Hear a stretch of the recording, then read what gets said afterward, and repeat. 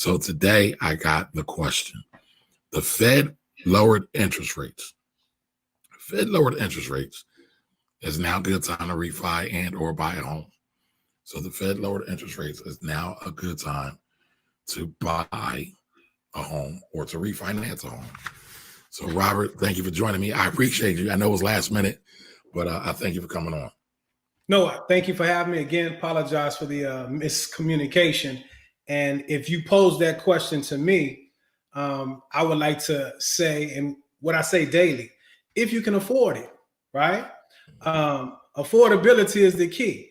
And if you can, it's always a great time to purchase a home.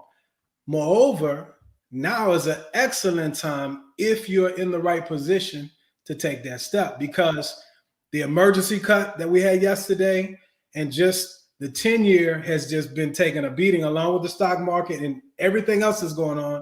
So I'm gonna stay in my lane because I know a little bit about macro, but there's you.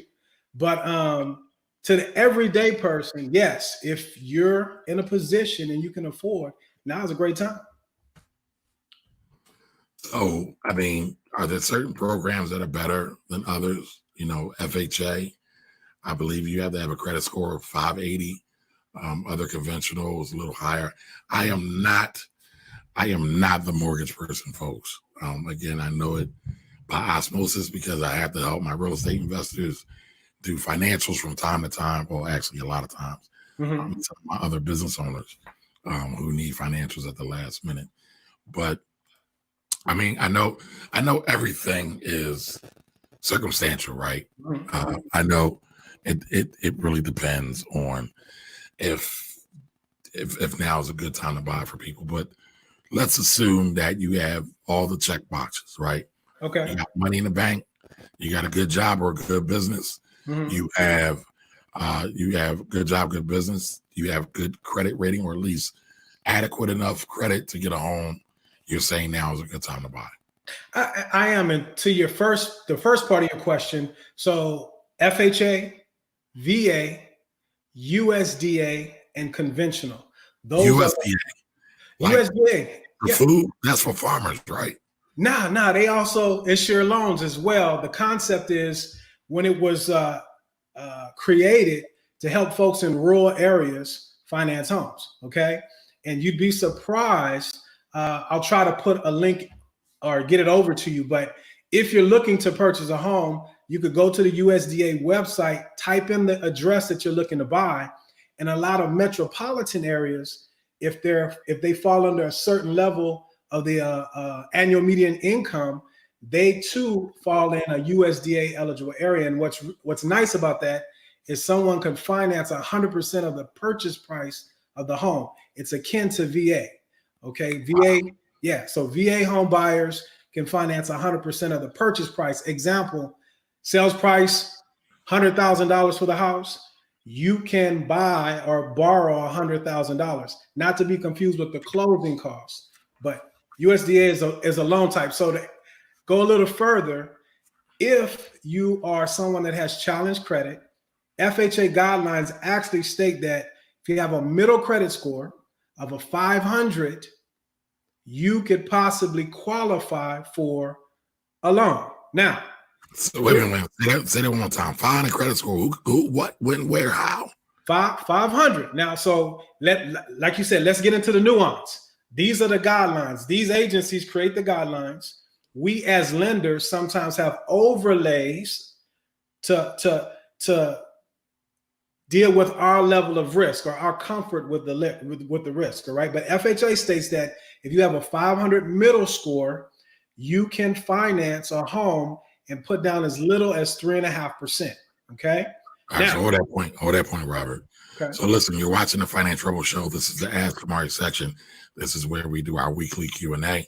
If you know somebody who needs to up-level or upgrade their financial Q, share this with them.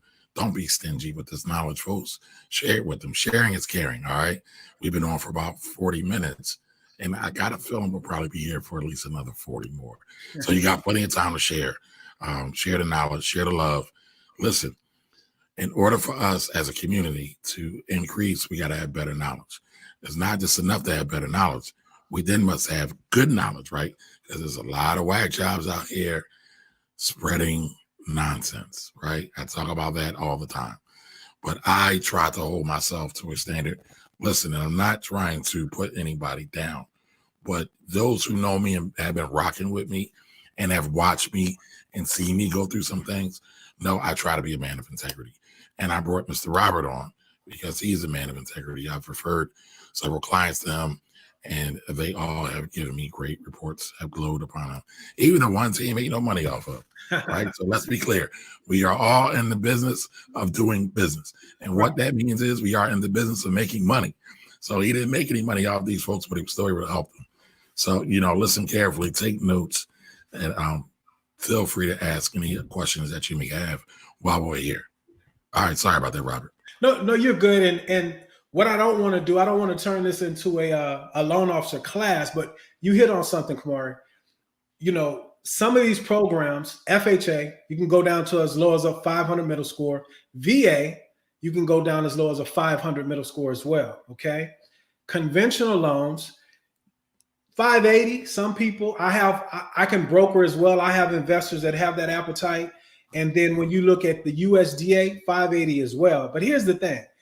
What you just said, what you just alluded to, we gotta raise the level. We gotta get out of that lower echelon, because you can get into those homes. And I did a study last year, not to digress, but I helped a lot of people get into homes with lower subprime credit scores.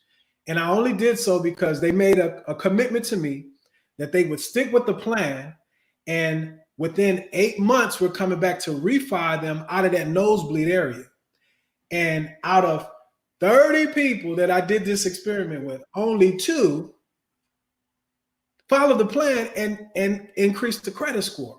So what people have to realize, somebody like myself, when you talk about integrity, my loan officer license number, my NMLS number goes, and it's tied to these loans. And you can look up Neighborhood Watch from HUD.